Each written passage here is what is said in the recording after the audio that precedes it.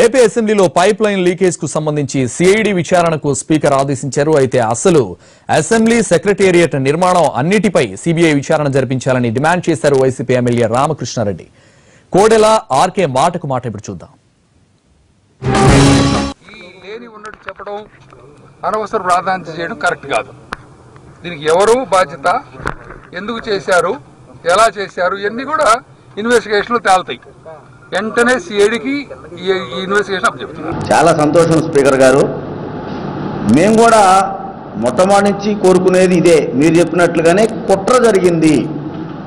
అయితే ఆ కుట్ర ఇవాళ ఏదో వర్షం కురిసి లీక్ అయ్యి కిందకి కుండపోతగా నీళ్లు గారిన దగ్గర నుంచి కాదండి.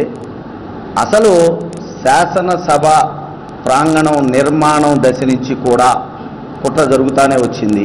సిబిఐ ఎంక్వైరీకి దీన్ని వేసి ఉన్న వాస్తవాలని ప్రజల ముందుకు తీసుకురావాల్సిన బాధ్యత ప్రభుత్వం మీద మీ ద్వారా ఉందని చెప్పేసి నేను తెలియజేసుకుంటా ఉన్నాను.